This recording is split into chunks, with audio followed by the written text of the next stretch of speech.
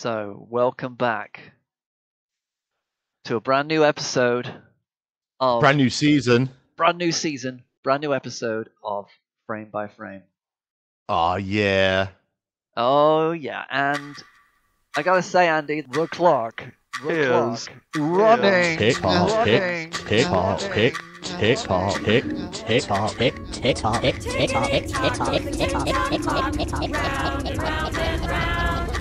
Every day while our age increases, it's ticking away as the clock never ceases.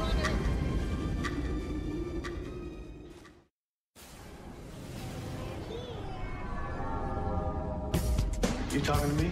Did you have a brain tumor for breakfast? Then who the hell else are you talking? You talking to me? I'm funny how? I mean, funny like a clown. You know? I'm Peter Venkman. We all go a little mad sometimes. Man who doesn't spend time with his family can never be a real man. Damn! I'm kind of a big deal.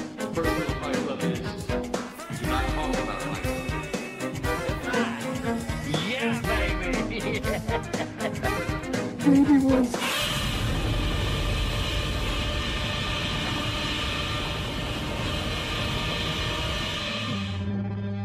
You want answers? I think I'm entitled. You want answers? I want the truth! You can't handle the truth. How you doing? How you doing? Hey, I'm doing all right. How you doing? Fantastic. Yeah, I'm doing good, mate. I'm doing good. Can't complain. How about you, buddy? Nothing to worry about when the sun is shining. I think that's the best way to look at it. Yeah, polar opposite from yesterday. Yeah. Yesterday was horrible and it was cold and it was miserable. Today, it's actually quite nice. Yeah, I mean, I went back to sweaters and hats yesterday. It was so cold. It was Yeah. weird. But you didn't come here for the weather. You came here for. Teddy bears.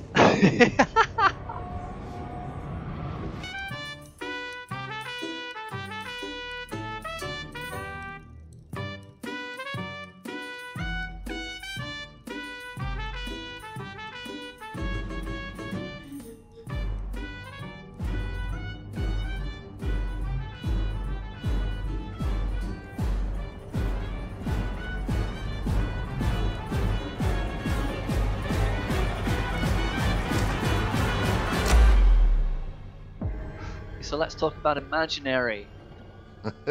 The new Blumhouse extravaganza. Can you believe it? They brought out another Blumhouse movie. No, I can't believe it. I can't believe they did it.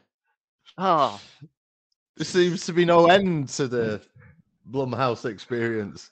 but where I mean, they're trying everything. You gotta give them credit for trying. Oh, mate, as a model, Yeah. what does he give him? He gives him like a few million quid and go make a film, and then whether it, they always tend to make a profit regardless of quality, don't they? So Yeah, I mean, was it? They don't put a lot of money in this budget. This is the new Roger Corman way of making movies on a budget. yeah, did he make it for like 10 million? Is that right? I think I've got 10 Something million like in my that. head. I've got that in my head too. And Yeah, it's like there's 10 million. Go make a film, and they'll come back whether it's good or not. It tends to make a profit, and it seems to me that they do tend to bank on unknown actors. Well, fairly unknown. There's always going to be one that's been in something, not so major, not so minor. It just, and then everybody else is kind of like, where have you been?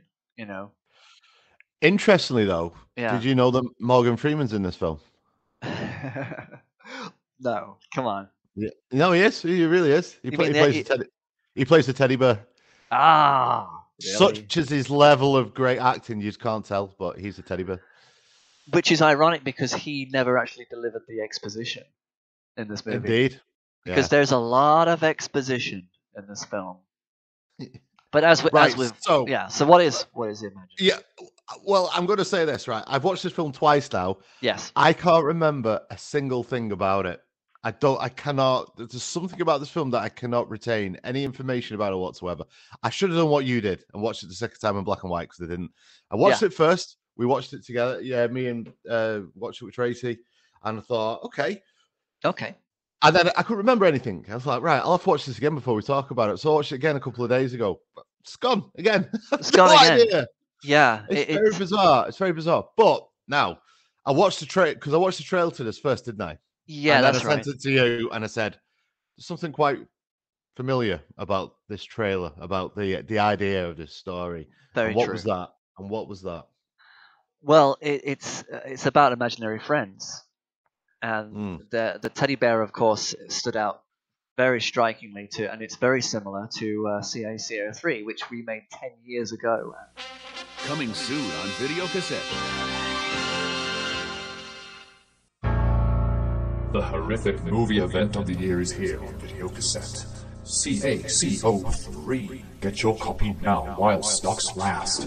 Coming to get you at all participating media type branches. I mean, it was 10 years. Right now, we'd just finished the script and we were just about to film. We decided to film in the summer because that's what dark horror films. Perfect time for shooting. Starting at 11, finishing at 1, 2. Yeah, it was, wasn't it? Because we wanted everything to be shot at night. But yeah, CACO3 is very similar to the idea and the premise of this movie. And I'm not too sure.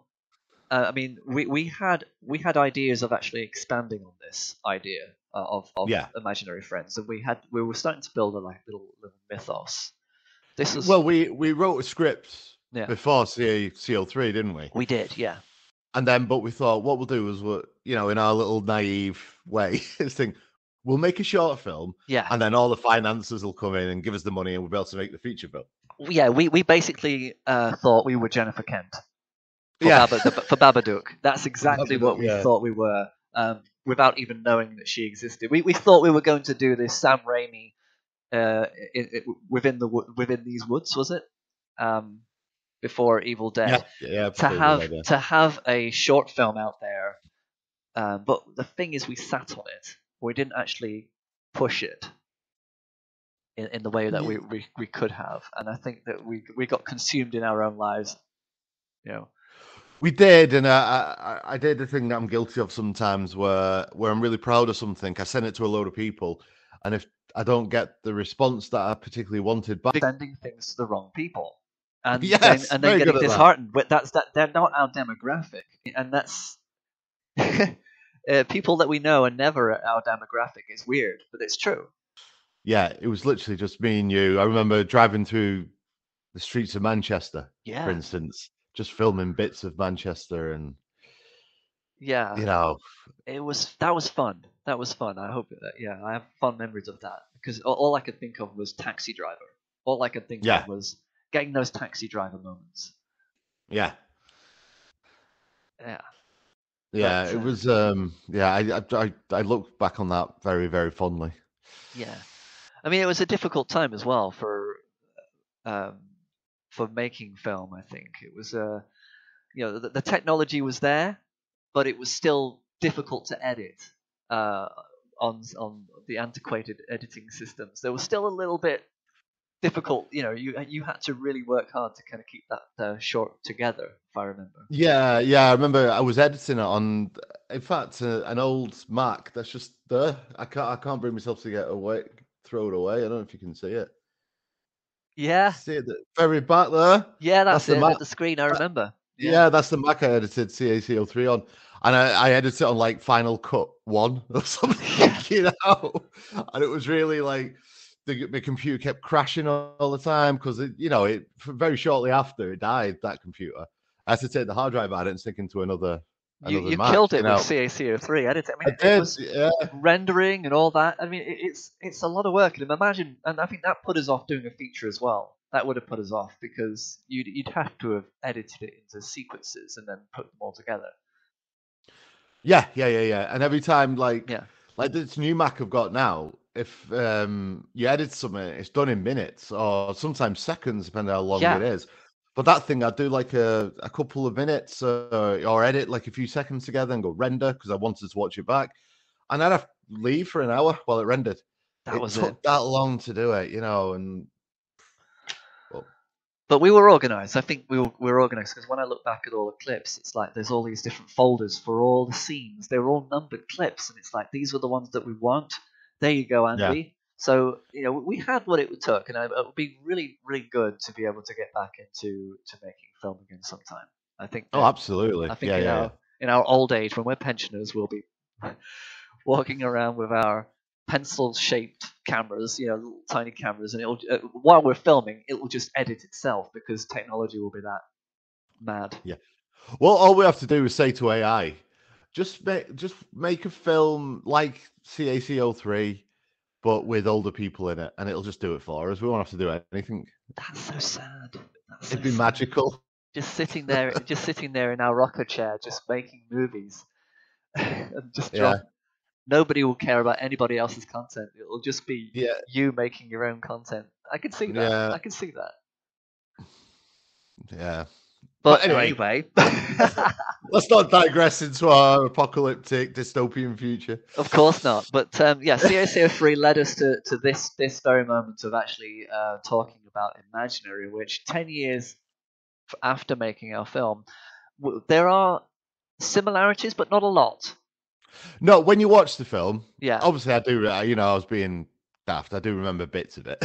But when you watch the film, it was quite blatant very quickly how this is nothing like what we were doing. I mean, we were creating a different mythology to what they were. I mean, they were reaching to so many different ideas that I wasn't really sure. I mean, this is probably why you don't remember a lot, because the ideas that they were reaching for, there was no focus. There were so many different ideas that went into it that what they were talking about in the first act was not what was actually delivered in the third. Yeah. There's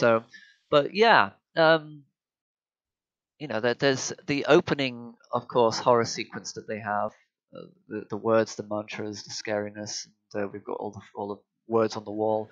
We've got this woman who's having dreams about a spider. That's kind of how it starts. It's about a woman who has but that wasn't even her imaginary friend. No. So what was that about? So just a nightmare. And of course, she's an expert artist who makes her own illustrated books about this spider and about the spider thing. Yeah. And kids books, yeah. Kids books, yeah, of course, and of course the exposition straight off the bat, it hits you in the face, and that's the one thing I've noticed about this film is that it is very bad at letting the characters live in the world that it's meant to be in. That they're all sitting there reading the story that they're in, rather than actually just being there, showing us. Stop telling us what your lives are like, even though you've lived them every day. All of a sudden, you're telling us, "Oh, do you know it's such hard work being a published illustrator of a book." So hard being a successful person. Yeah, so I better get up and start playing some music, because at some part of this in the next few, after we've moved to this house, I'm going to have to go off somewhere. Oh, that's convenient. That'll be great. Thank you, Max. Hey, kids. Do you want a friend who will never leave your side? Introducing Chauncey the Bear. He'll never leave you. Never, ever. It's nice to see you again, Alice. Jessica told me you've been spending time with a new friend. He doesn't want me to talk to you. Let's just tell the story. Okay. Max and Jessica are a couple. Max has a couple of kids from a previous marriage. Yep. That was Samantha Dooley, who went a bit nuts in the head. Was a little bit volatile, let's say, and she hurt the littlest, whose name I can't. Alice. She hurt Alice. In a freak burning incident, which may be scalding water. Was it? Yeah. Yeah.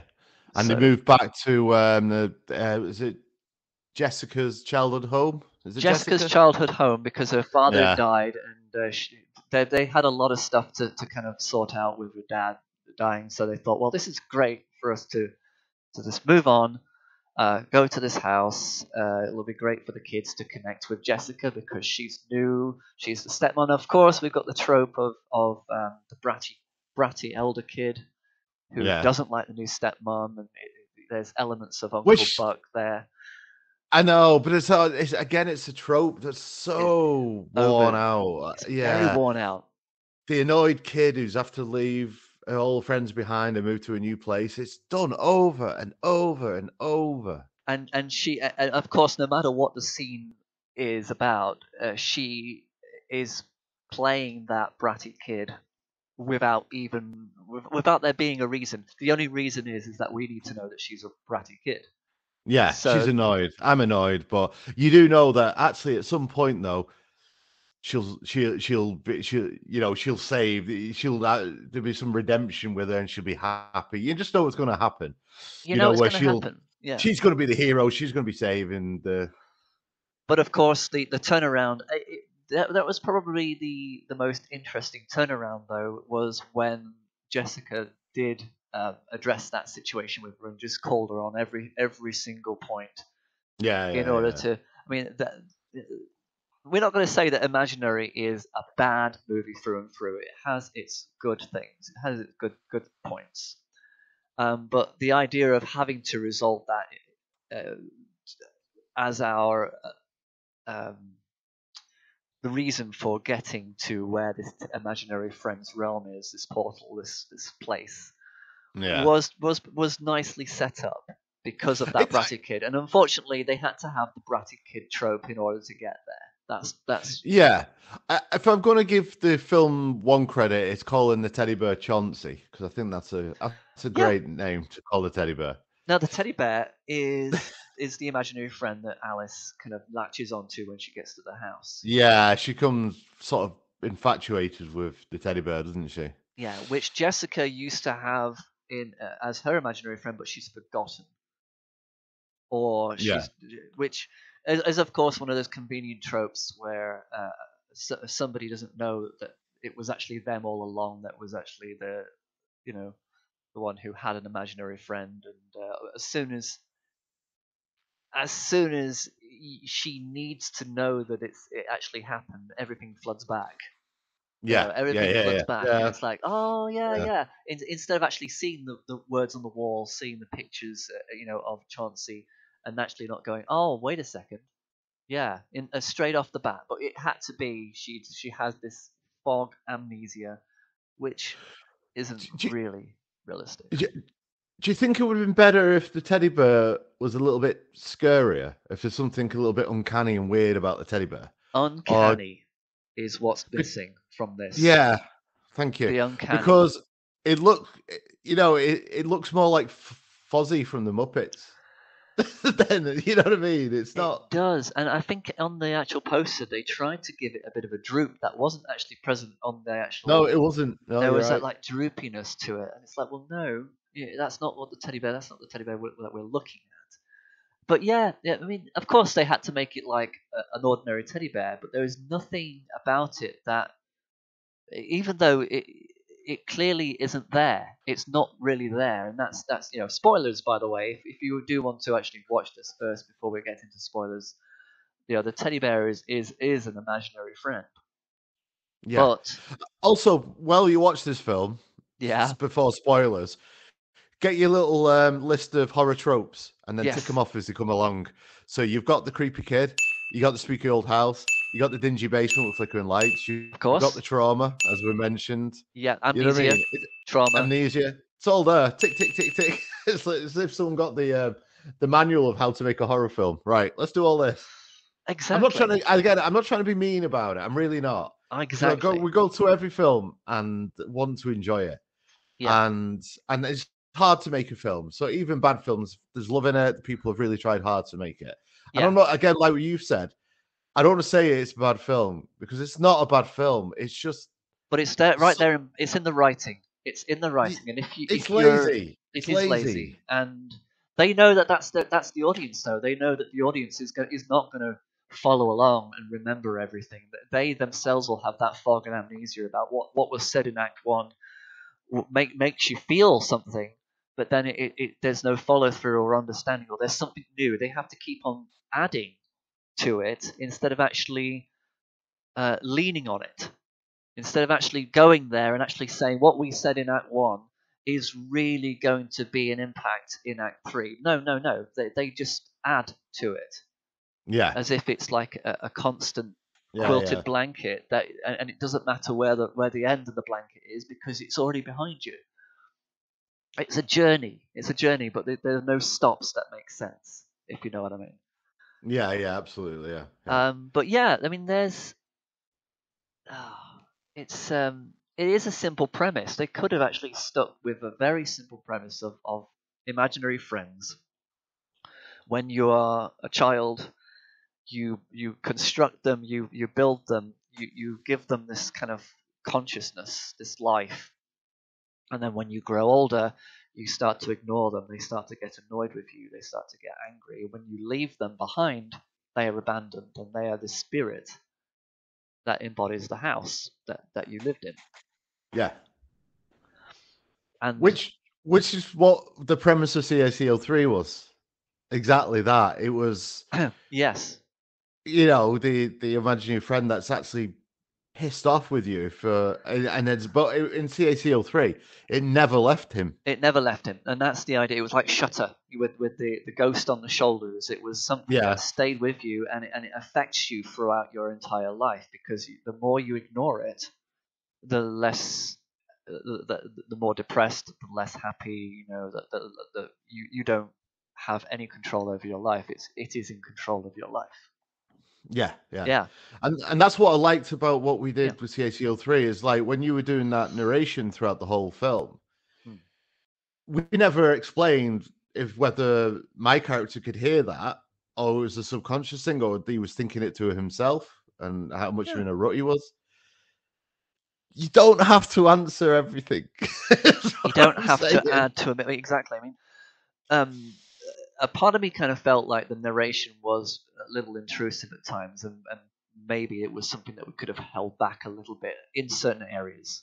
But I do think that was the whole idea of it, was that he was thinking these thoughts and they were being voiced in his head. Yeah. And that's a constant thing that's in this character's life. So you have to have the narration there, because it is his story, it's his point of view. That's where you are focused on being inside his head. Yeah. But this film didn't have that focus. It didn't have any focus, because the few good things were, there was that list of things which was kind of like a scavenger hunt of do or dare or die kind of a thing, which was yet another thing that had to be added to this, was the dare list. And of course the dare list was supposed to, once you fulfilled that list, it opens the portal to the never ever, or whatever Stranger Things. It's exactly the same as Stranger Things, in my understanding, is that you have to do such a thing in order to get to the underworld. And but it's also, you know, it reminded me of Poltergeist. Exactly. Yeah. Because everyone talks about Insidious, but Insidious is really good film and really scary up until it turns all Poltergeist and they end up going to that other realm. And we'll talk about that other realm once we go there. But I mean, in the reality of it all, that this is not, and the imaginary friend in this film is a demon. Yeah. It's there are different classes of demons, and there are ones that actually mimic.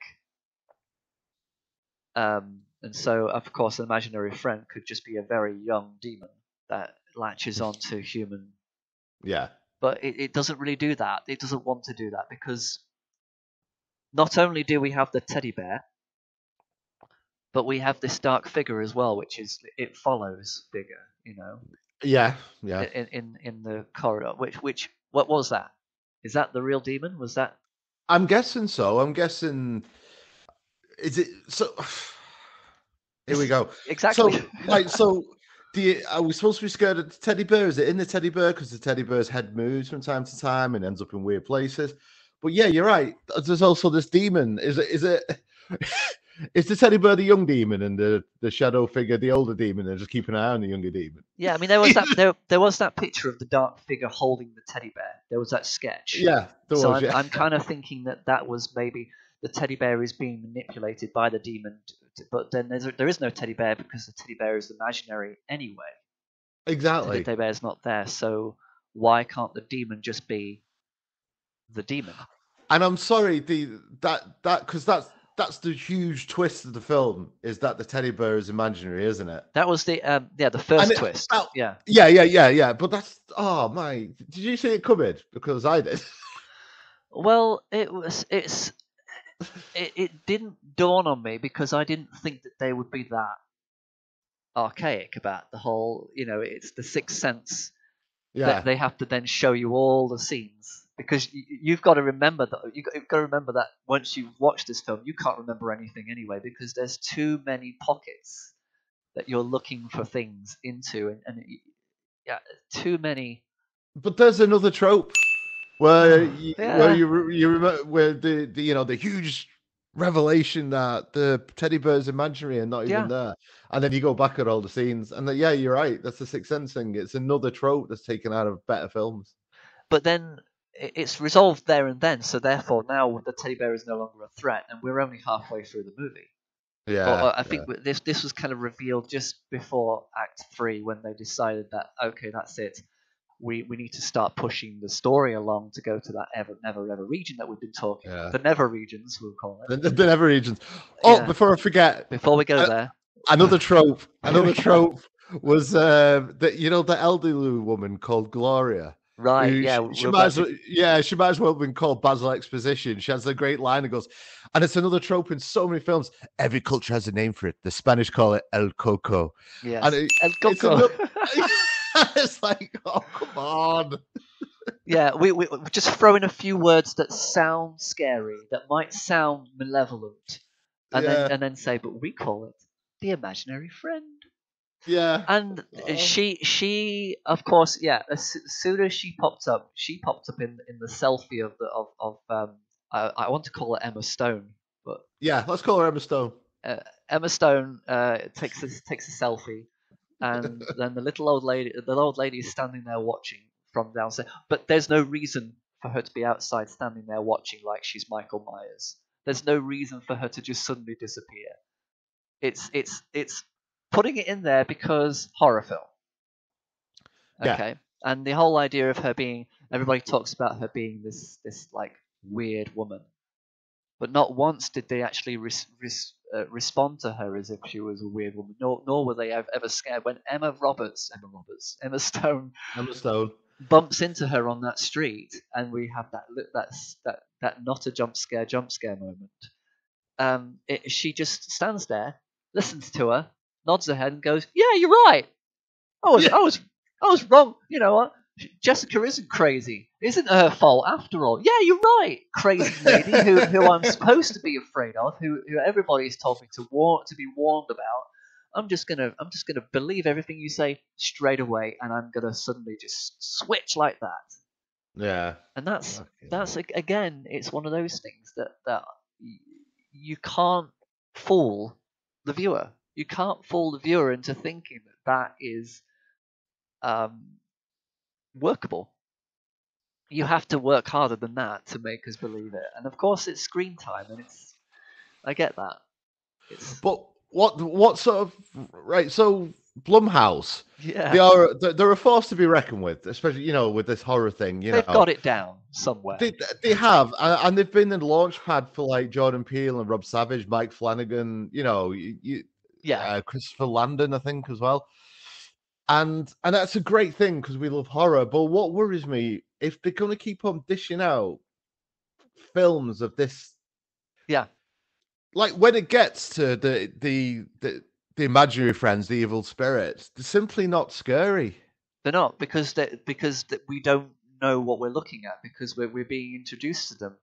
Yeah, over and over again. Nothing quite lands. I guess the point I'm trying to get. Yeah. It's all this. Everything in this it feels like something we've seen before, but executed better. Yeah. So where everyone's talking now about superhero fatigue, we're fed up with all this Marvel stuff. We've had enough of it. if this keeps happening, films like this keep coming out, then we're going to start having to worry about horror fatigue as well. I think yeah, there is a fatigue about this kind of a horror film where it's gimmick horror. I think we can call it. It is a subgenre of just what have we got? Let's throw it at the wall, see if it sticks. Yeah. You know, pitch me an imaginary friend a horror film. Boom, done. And that's the problem with that though is shit always sticks to a wall. That's the problem. Yes. 0.005%. Thank you very much. Shit sticks, and that's it. The good stuff doesn't stick. Yeah, that's it. The stuff that doesn't stick to the wall. Pick it up from the floor. Go make that. But yeah, take the hairs off it and digest that. Yeah. No, it's okay. Yeah. I mean, the fatigue is there. The fatigue is there. I think it's always been there since. I don't know. I think there's kind of like that neo horror genre that we're just the gimmick genre, which kind of started after Insidious. Yeah. And I think Blumhouse has a lot to do with that. But then you've got horrors like Hereditary and Starry Eyes. You've got these kind of things that kind of hit you and that come out of nowhere. Yeah. And they're the ones that you need to look for when you're looking for your horrors. If you want to basically go in with a shallow experience of a gimmick horror, go to Blumhouse. It's well put together. It's well made. You're not going to be let down, but the manufacturer's guarantee is going to run out of warranty very quickly. It's not the kind of product that's going to give you. It doesn't have long life. It's going to be forgotten about. Now I want to look at what Blumhouse films of actually are and if there's any good ones. I mean, it's got Unfriended, Host, and all those. I don't know if they're in the Blumhouse thing, but the Cabin. There's bound to be a few Cabin in the Woods. Well, Truth or Dare is a good film. They did so obviously they did Jordan Peele. Yeah. So they did Us, which is brilliant. I've really enjoyed that. The Passenger is good, and Insidious is a really good friend. It's a really good friend. Sorry, it's a good film. The Hunt. Have you ever seen The Hunt? That's a great film. This is what I mean. This is where it's like pitch me a hunting, a family hunting story. There is the family hunter, isn't it? Where she's hunted. She's hunted by all these rich people. Oh no, it's like a neighborhood of people that just sort of hunt people, don't they? But she's actually really great, and The Invisible Man was a brilliant film. I don't know if you've watched that, but that was a great take. That was on The Invisible Man. I really enjoyed that. Yeah, I like that one, and I think it was the acting, it was the performance of what's her name from that and that. Elizabeth Shue. It's Elizabeth Shue, isn't it? No, that's Hollow Man. That was we're thinking of the girl from Mad Men, and that whorish maiden series. With all the weird hats. God help me. Elizabeth Moss. Yes, Elizabeth Moss. There we go. But you got the Elizabeth I was right. I got the Elizabeth right. Thank you. Yeah, you just got to kick the shoe off and tread moss, basically. Oh, God. Kick off your shoes. How tense is the beginning of that film when she's just trying to get out the house? Yeah. And you could tell that, again, like we were saying about Grosse Pointe Blank, and it's the stuff that's not said that doesn't need to be said. Yes. There's no dialogue. You could tell she's absolutely terrified of that guy who's in bed asleep, and she just wants to get out the house, and it's so tense and scary. Yeah, because, that was fantastic. And that's when they're actually looking at products that are already existing and saying, what can we do to make this more relevant? Yeah, what can we do different about this? The domestic abuse angle was really, really good. Really genuinely scary. Exactly. So what I'm getting at is Blumhouse can make good films. They know how to make good films, and they know I believe they know what a good film is. And I've got nothing but respect for them to give £10 million to an up and coming director and say, go make your vision. But they need to send their people in to the before the script and actually Sorry, read one that sec. script. I just knocked my headphones out. Oh, no worries. This is important.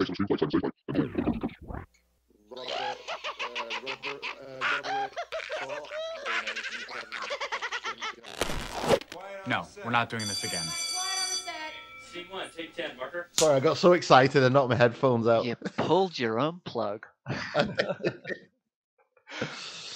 Because they can make good films and they know what sticks. But like you say, shit sticks too, and it's not. Is it their fault for not paying attention early on with this script? Because it is very, very flawed. It's over convoluted.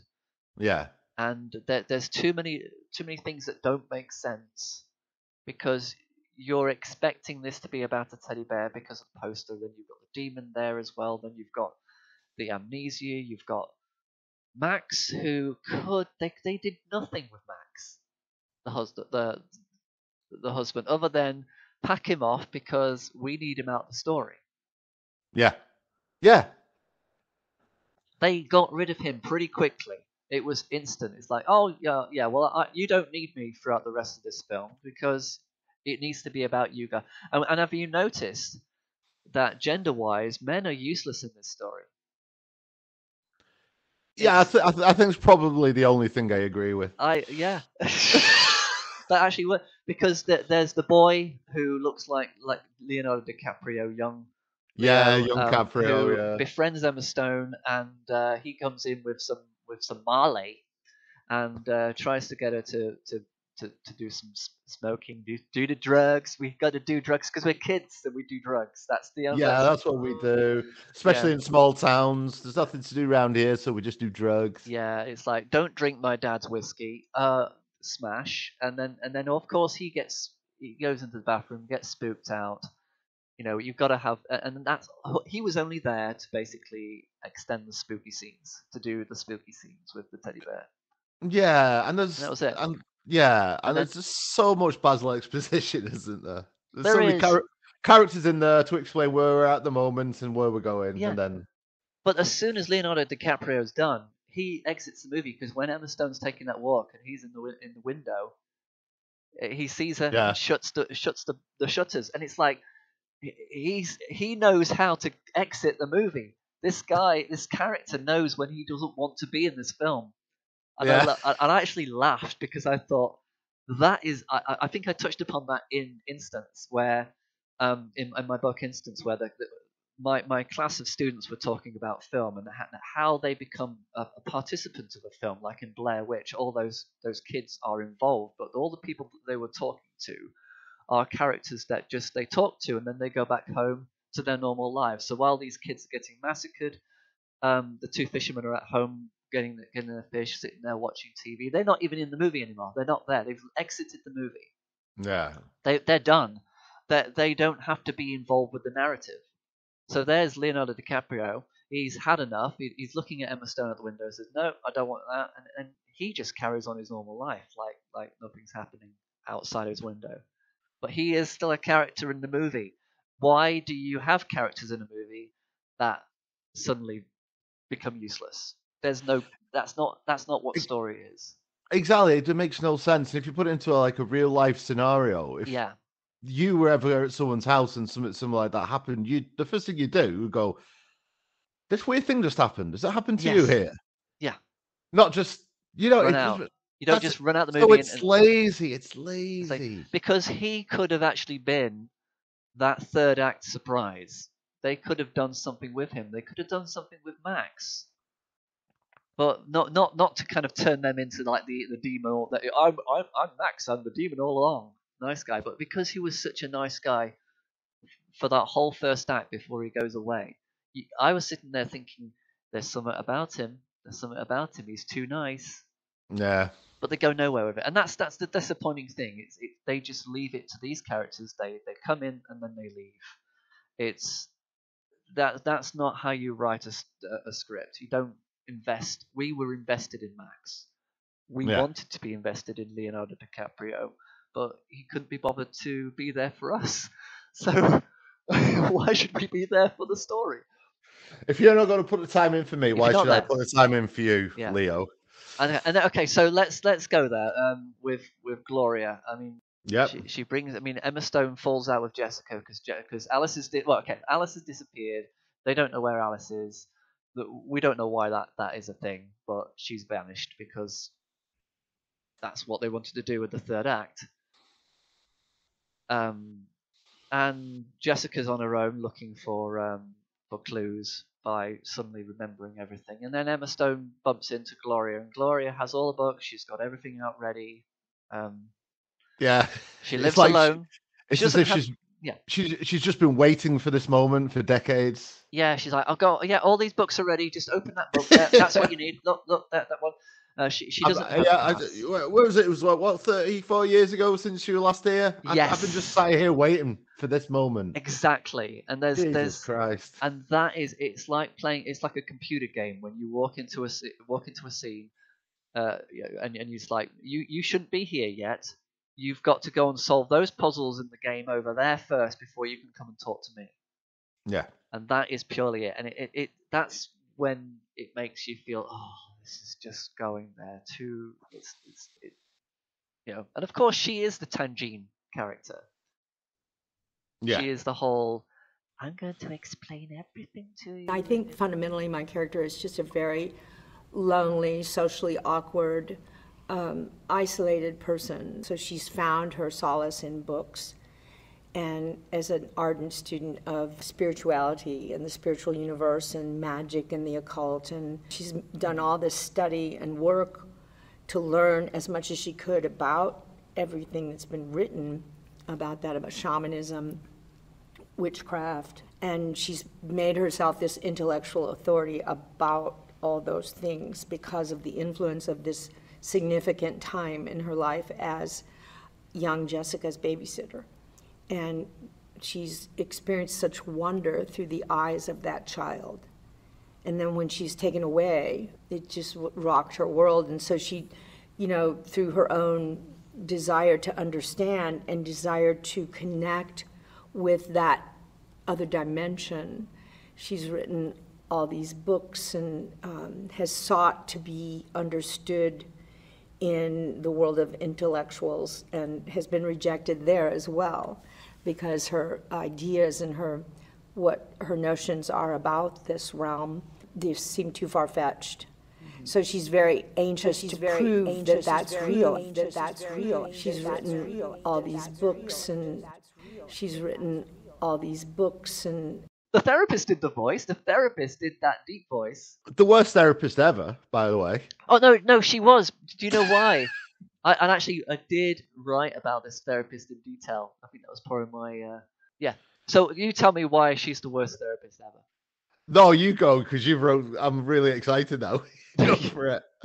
Okay, the therapist was done in 5 minutes. Yeah. So, as soon as she sits down, instead of actually finding out about Alice, learning and getting an overall picture, she's straight there with the imaginary friend talk. She's straight there. And so within 5 minutes, how can this therapist afford a mortgage? If she's paying by the hour, she's not doing it right. Yeah. She's not doing it right. She's patiently she's also the other bad thing that she does, when she tells Jessica that this, I'm worried about your daughter, but I have seen this before. Yeah. Patient confidentiality goes out the window because all of a sudden she opens a laptop. I just so happen to have this clip from another child who's not your child. Is that what you were going to say? That was the example I was going to give. Yeah, I was just interested if that's what you're going to say. Therapist patient confidentiality. And then of course she just stands back and lets Jessica play the video more. I'll be like, don't touch the laptop now, lady. Yeah. But she is the worst therapist ever because she was written by writers. She is a therapist written by writers to deliver more exposition. Exposition, that's it. It's just another trope, as in so many films. Is she good at ventriloquism? I'm like, you know she's not good at ventriloquism. There's nothing you don't. It was a dumb question, and I laughed.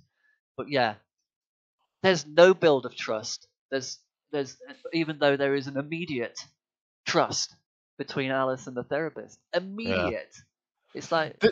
Did the therapist at any point mention there being a teddy bear there? Were they that stupid with the writing? I can't remember. Because obviously the teddy bear isn't there. I know, Yeah. I wondered, but like I said, when I was watching it for the second time, Yeah. it's all these bits that make me just go, oh, for God's sake. And then I miss things that are happening because I'm so annoyed with what I'm watching. That's it, and that's the problem. It's the clumsiness of the writing, and it's so obvious to us, especially, that we kind of miss the point of what we were hoping to kind of get out of it because we're angry at it, and then we kind of missed all the little details that they probably wanted us to see that were actually either good. It is a very frustrating film. It is a frustrating film to watch. That's why I had to watch it twice. Yeah, and it's not like The Sixth Sense, though, where, if you didn't pick up, which I didn't the first time I watched Sixth Sense, Bruce Willis is, spoilers, dead. Oh, sorry, mate. But so then when I rewatched it, I'm like, oh, that's really good the way they've done that. But that's perfect. Where was the exposition in Sixth Sense? Exactly. Tell me, right, that is a perfect example. How many characters did they need to introduce into that film that were extras, not needed?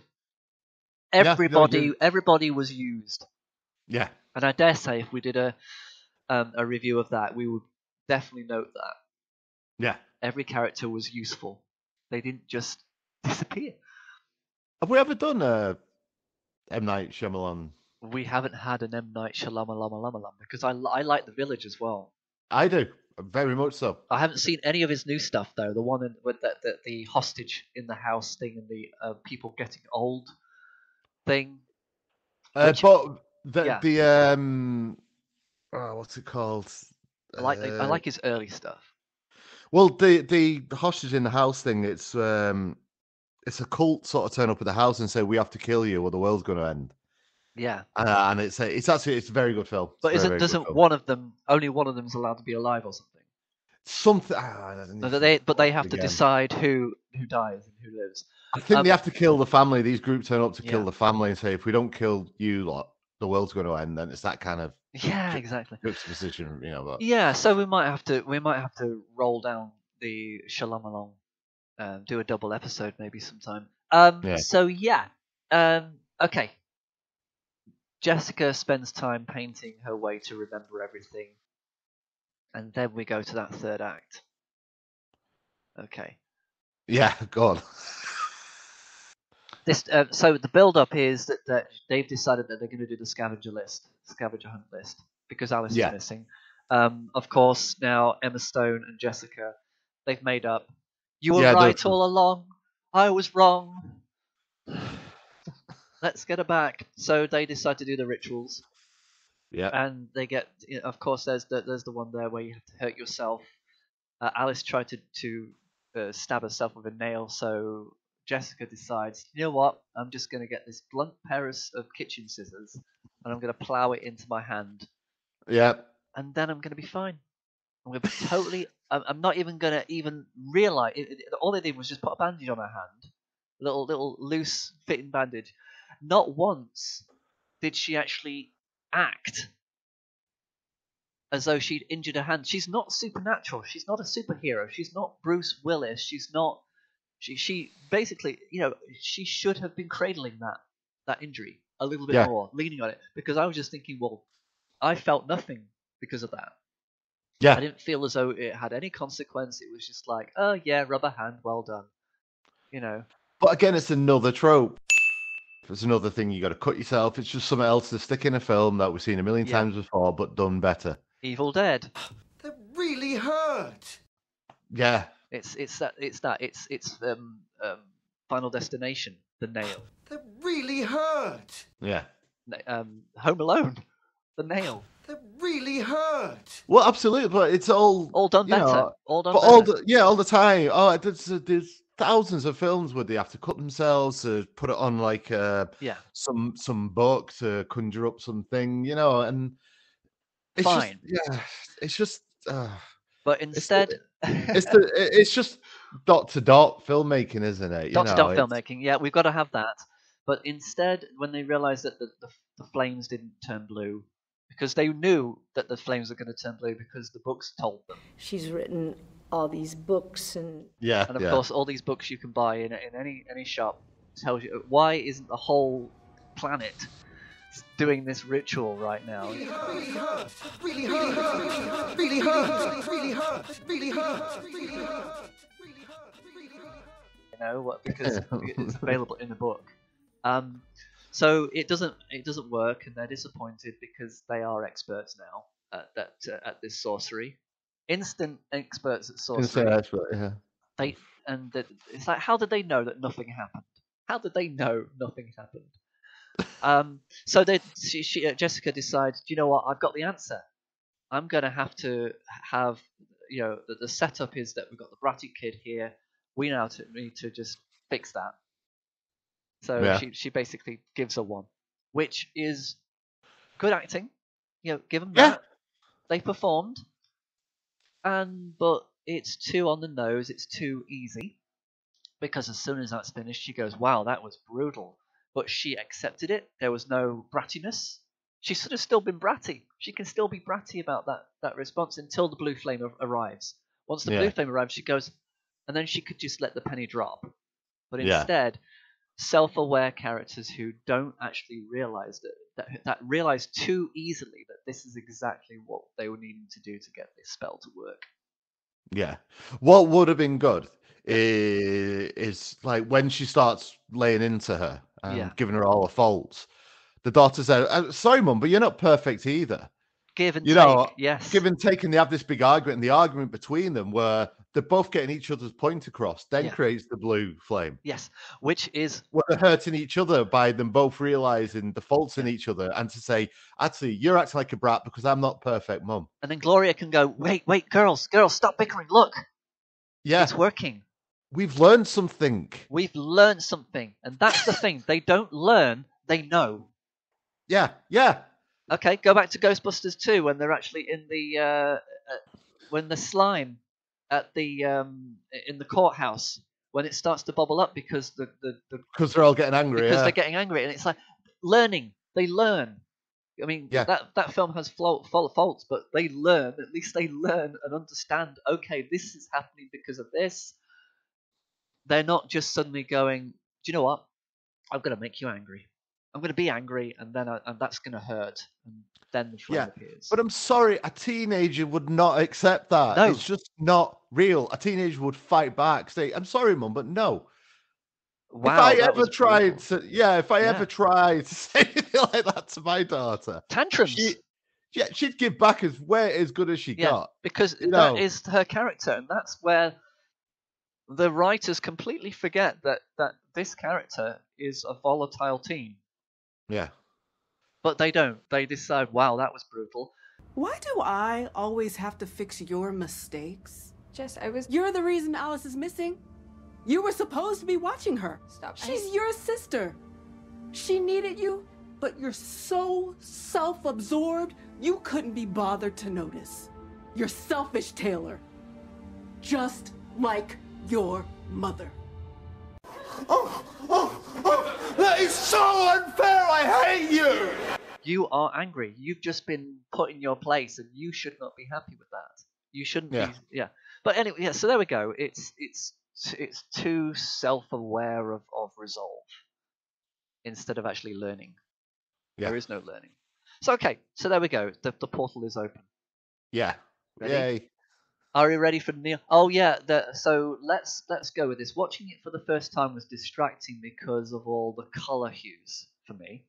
Right. I enjoyed the idea that they used highlighters in the illustrations. That was great because I haven't seen that. But what I have seen in every movie recently, a horror film, is the Twilight Zone, the movie. Bright red, bright blue, bright pink. Yeah. Neon lights. The neon is distracting in this film. They didn't. Yeah, but it became the whole third act was just neon-tastic. Yeah. So yeah, there we go. The portal is open, and what do they do? Go in. Yeah. That's it. What do you think you're doing? I'm going in after her! Won't come to you! That's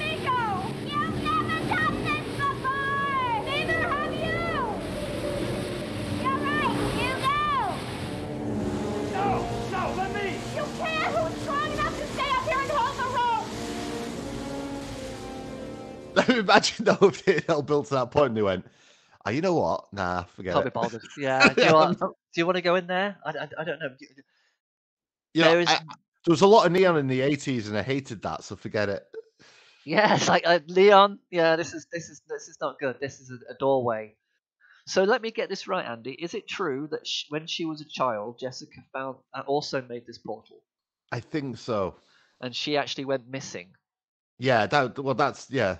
It's not implied. It's said, isn't it? It's said she went missing. Yeah, she went missing. Her father sealed the door with shit, with whatever that stuff was that they actually had at hand to seal. Because as we already know that shit sticks. He just threw shit at it and it all stuck.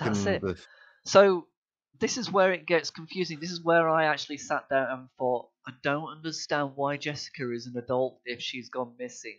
And what is this, like a parallel universe kind of thing? Is this like a parallel existence? So again, they're throwing something in that doesn't need to be there. You don't need to question or think about. Well, didn't she go missing for a bit? Did she go missing for a bit? And that's why she has amnesia, because she went into the Never Ever and then came back. I don't know. But they don't. But then, if that's the case, and how can you explain everything and nothing all at the same time? Exactly. But yeah, Jessica did say when she talked to Alice about her burn, she goes, "I've got a scar too." So there is implied that she's done that scavenger hunt list already and she hurt herself. Yeah. But it's only hinted. That's the only time where they actually hint at something that make you work for it. Because now I don't know if she went missing or if her father had. They didn't need the father subplot. No, they didn't need they didn't. vanishing subplot. They just need to. But then you think, did they need to have the Never Ever? Did they need that? Of course they did. Because it's the third act. Because they don't know what they wrote that in after. Because they got to the end of the thing, they had Gloria explaining all the exposition about imaginary friends. They had no third act, so they had to then decide. Oh, we need a place where they have to go to. That's what every movie does. Yeah. How and why is there a gate at Lover's Lake? Let's analyze. What do Eleven and Vecna have in common? Dustin! Dustin! Dustin! Alright, either this kid can't hear us or he's being a total douchebag. Because it's just Insidious or... It is. Or Poltergeist. That's all it is. It's Stranger Things. Yeah. We've gone there so many times because it is such a cop-out. It is a third act cop-out because they have to take the story up. They have to... The jeopardy has to be higher. We have to fear for everything. In that third act, everything is at stake. Yeah, it's the point of no return. They've got to just go for it. But there are no lessons learned. They don't go for it. All they do is decide, okay, well, now we're in a dream state. Now we're in Freddy Krueger's nightmare. Yeah. It doesn't matter what we do. So let your imaginations go wild. Let's have a scene with the girl and the light spinning. And that teddy bear lining up with the door. That's a great idea. That's a great visual. Fantastic. Okay, done. Let's have the scary girl. Yep. Who was she? It would have made sense if she was black and she was actually Jessica, who an aspect of Jessica when she was a child. But no. Yeah. It was just girl. Just spooky girl. Tick. Spooky girl. Yeah. Turn on the light. There she is. Boom. Yeah. Tick. Samantha Dooley, the mother. Amazing that I actually know one name in this whole movie, and that's the mother's name was Samantha Dooley. Dooley. And of course, yeah, because we forgot to mention that she comes in at the first act, near the end of the first act, where Alice is playing Tease Maid with Chauncey. With Chauncey, yeah. And Emma Stone texts her mum, she was in an institute, right? Yeah. So she received a text message from the daughter saying, "I'm not happy, I'm miserable, I need you," or something to that effect. Yeah. So Samantha Dooley escapes from an asylum, or escapes from wherever she is, because if she's a free roaming person who's free to be anywhere, she where do you live? Oh, I live here. Okay, I'm coming. So don't forget, I'm the mother that burnt your younger sister, and I'm a danger to you, and you know this, but you're gonna. But you need me. But you need me, so I'm gonna be there. But she was there, and then it happens. Samantha Dooley decides to just project herself, bounce off a trampoline, and hit Jessica. Yeah. In the corridor for a scare. She gets taken away. I said I'm sorry, bratty kid says. It's like, it's not my fault. Max says, don't worry, I've got to go. Bye. Tick. And then everybody's fine.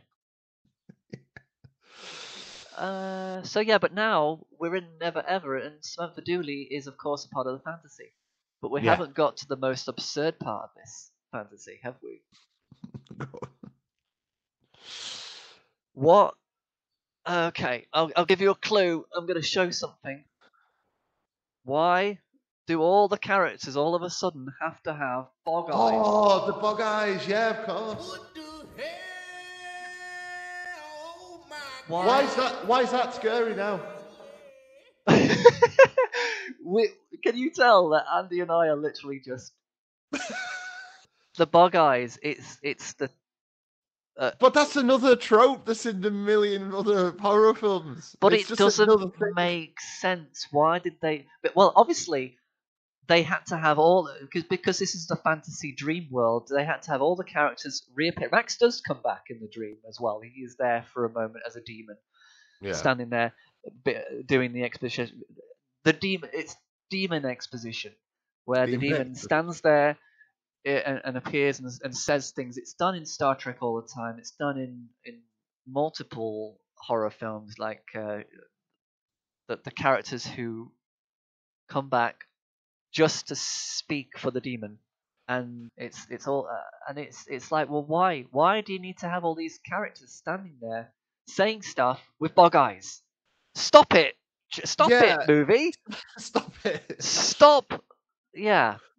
So since when did messing with eyes equal scary moments? Because if they didn't have eyes, they'd just be standing there, and it would be an episode of Star Trek where they're all going to that dream, where the character does a mind meld with a character, and suddenly they're all like walking around in their mind.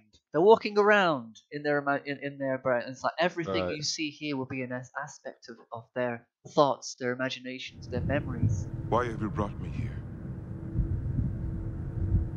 Show yourselves. What do you want? The Cisco has returned to us. He arrives with questions. There are always questions. I didn't ask to come here.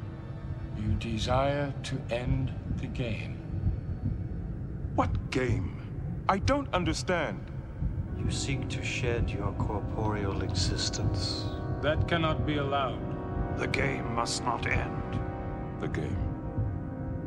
You mean my life? Is that what this is about? Can we have that then? Blumhouse, resistance is futile. Yeah. And that was always lazy writing as well when they did those episodes where nothing happened because you're in the mind of somebody who's on life support. It's like, so yeah, and I think that's kind of where we've come to this film and decided, yeah, we're done. I think so. And because there is a teddy bear, but it's not a teddy bear anymore. It's a giant Yeti. Yeah. And then all they have to do is run through corridors. Because the one thing you want out of a horror film, is for it to be scary. Yeah. It's not. There's no risk. There's no risk. None of the actual demons are really scary. Jeopardy. We know that they're going to go in there. They're going to find Alice. They're going to have to persuade Alice to come out because Alice, again, the trope is she's completely lost in this fantasy. They have to try and persuade her that you need to come back with us to the real world. No, I love it here. Don't. We're going to have to, and that's it. That's all they did. That they did nothing with the imaginary friend story. No. Like Poltergeist didn't do anything with the Poltergeist story. Every third act turns into Monster Fest. Yeah. And that's why Imaginary didn't work out. That's why we're kind of like saying, so do you recommend this as a movie for horror fans? No. Do you recommend this movie for any reason? I'd recommend this film as a horror movie to people who can't handle horror movies. Yeah, okay, that's it. You know, for people who really do have an overactive imagination, and if they watch anything that's remotely scary, it would absolutely terrify them. But they have watch this, and then you can say you've watched a horror film. Yeah, it's gateway. It's a gateway horror. It's basically if you're not really into horror, but you want to tell people that you've seen a horror film. Yeah, it's gateway. Yeah. It's a gateway drug into like if a film like this is. I want the film to be self-aware of what it is and not kid itself. Yeah. Yes. That it's something more different, more than it is. Yeah, and like a Friday the 13th film. Yeah. They're not scary, but you're not going to be scared. You're going to watch all the guts and all the gore and all that, and you know what you're going in for, and you're going for schlock, and so that's what you're going in for. But with this film is not. They're trying to kid you. It's more than it is, and it's as if they picked some scripts up off the floor and then just pushed them together. Oh, we've got this idea, and then obviously this has to happen. Let's just do it all. And because we don't know how to resolve it, we'll go into imaginary world, Freddy Krueger thing, and then you just go nuts, do whatever you want to do, just make sure that there's the jump scares, which aren't jump scares because I counted. There was no E of the three. No, not once did I. They're all on the beat. All on the beat. They're all on the beat because and they're all that's going to happen because the music tells you everything you need to know. So there is nothing. There's no surprises in this movie. Nothing surprises me, but because it's not about imaginary friend. No, the Babadook is so much more than that because they stripped away everything that you needed. The Babadook is incredible if you think about it in comparison to this. Oh God, yeah. And I went back to that several times with this because I know that film got under my skin. Mm. This film just got on my nerves. Yeah. And that's where the Babadook got under your skin, this film just annoyingly tickles you, and you're like, "Oh, piss off, leave me alone." Yeah, it's just an irritation. It's an irritation. It's an irritation. It's like you've got a 9-year-old kid walking around, humming and making noises and irritating you. That's all it is. It's the irritating the cousins who visit you, and bring their kids, and the kids just jump on the furniture and piss you off. Yeah, which weirdly, the Babadook has an annoying kid in it. Yeah, which is that's great. So much better.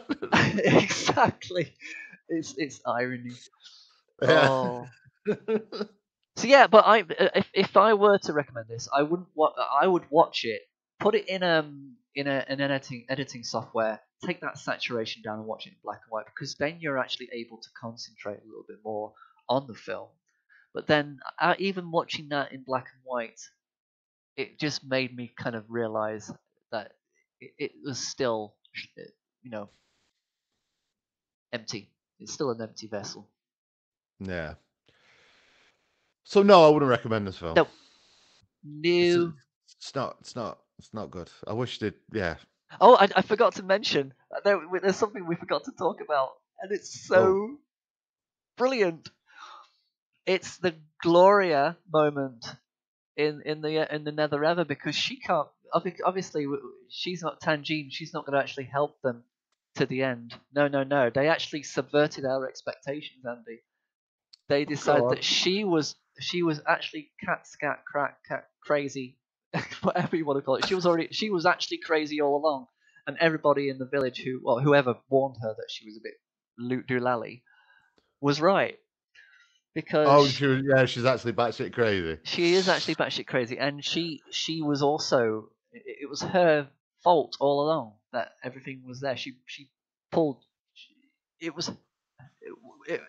The film is telling us that she was the reason why everything happened in the first place. She wanted Jessica to come back to do whatever she needed to do, but in a brilliant moment where they decide that instead of actually resolving the issue with Gloria, they just let a door open up, and it grabs her, pulls her in, boom, she's gone, she's dead. Done with. Scrap her. It was the Samuel L. Jackson in Deep Blue Sea. Deep Blue Sea, because she gives her magnificent speech about this is what I want, and then boom, gone. And that was my only laugh. That was actually when I sat there and I giggled to myself stupidly, right? Because it was. It's not a comedy, Andy. It's a horror. It's not a comedy. But CACO3 is a horror.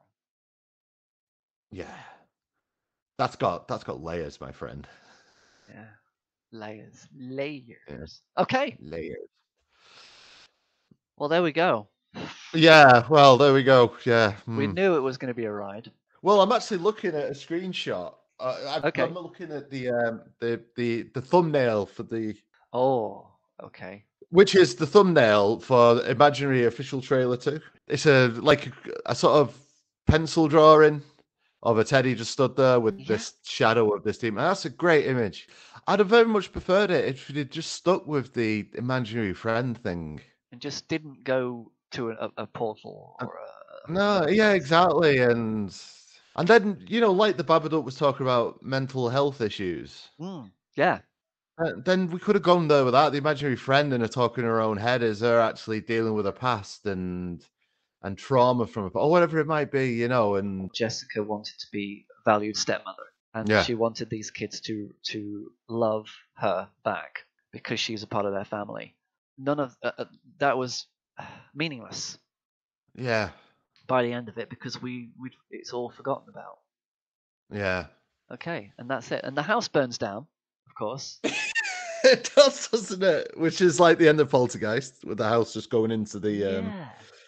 I'd love there to be a scene at the end of the credits where Max it's like great gig. He's had a fantastic time. Yeah, because he goes off on tour, doesn't he? He goes on tour. He comes back and he taxi drops him off because he's like calling Jessica saying, "What? Are you going to come and pick me up?" No. She's obviously somewhere else. And he arrives back at home and it's just burnt down to the cinders. And there's like fire, and it's like, oh, what happened? But then the twist is they never left the house. We've pulled the bodies from the house. They didn't make it.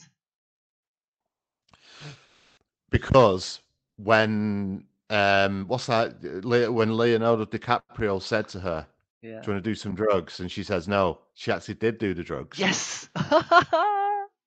And they got a bit too high. They decided to make an omelette. The mum comes back and they burn the house down. And all this was just the brains firing all those neurons to create this scenario, this story. And he comes back off tour and his entire family's dead. And that's it. And dark. Credits. But of course Didn't see that coming. Yeah, but you have to have somebody give that exposition at the end. So that's when Morgan Freeman comes on. So, as you can tell, yep. Morgan Freeman. The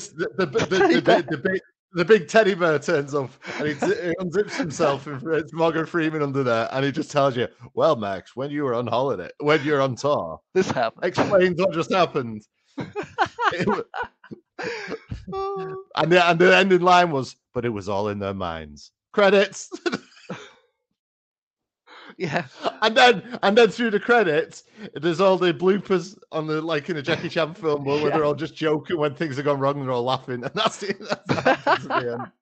Yeah, it would have been like, so much like better. Cannonball Run. Oh, yeah. There's actually scenes in there where they're actually driving in cars. It's like, Yeah. This wasn't even in the movie. We didn't even. We just filmed this because I'd have loved that. That would have been the best thing. But it's not a comedy. It was supposed to be It's not a serious. It was supposed to be comedy, is it? deadly serious, but there's nothing in this film that is serious. But and I'm not even going. We don't even need to do the what would Michael Bay do, because I think we've just done. Because Michael Bay would have done just that. He would have What made we this just said. film. Yeah, exactly. It That. nothing would have been different apart from there might have been more naked girls in it. That's it, and a few more explosions. Yeah, the Never Ever in his imagination would have just been Transformers. Yeah. But it's, and then one it's scene teddy for bears. and then one scene for no reason whatsoever. You just see a plane fly over that Miami sign. Oh, There we go. It was a good one. I think I actually enjoyed. I enjoyed talking about it more than watching it. So that's always something. yeah, absolutely. It's Yeah, redeemed itself. Absolutely. So yeah, don't watch it. Watch something else. Thank you very much, everybody. Bye bye. Bye. Thank you very much for watching us. You can where can they find us, Andy? On iTunes, on Spotify, on Audible. Audible, yes, yeah, that was the big reveal, wasn't it? That we finally got Audible working. We are available on Audible. And also, I've had to change my number so no one can get hold of me, which is nice. Fantastic. Did I tell you about that? Yeah, we heard about that one. Scary. I mean, Did I tell you? That would be a good film. Have I told you about the subsequent messages I started to get? Oh, something about paying a hooker. Oh yeah, so I did tell you. Yeah. So yeah. Oh, okay. You heard it here first. yeah, just leave that. Let's not explain it. Yeah. Let's leave it hanging. That's it. Bye, everybody. So thank you very much for listening, and just check out the shorts on YouTube, because we are actually coming up to our 10th anniversary, 10 years of doing podcasts with an 8-year gap. Wow. And enjoy, because there's going to be more content on YouTube, more content everywhere. It's all about the content. Thank you very much, everybody, frame by frame. So, Andy, right, excellent. Tell me about these hookers. Should we try the next hotel? Great idea. Okay, let's go. Can we eat soon? Rufus is getting hungry. Imaginary friends don't get hungry, sweetie. But he's not imaginary. As long as you believe in me, I will still be right here. Right here! I feel the need for speed. Ow! Charlie, don't surf. This is fantasy. Oh, you betcha, yeah. Quit griping. I like griping. I got a bad feeling about this. Life moves pretty fast. You don't stop and look around once in a while, you could miss it.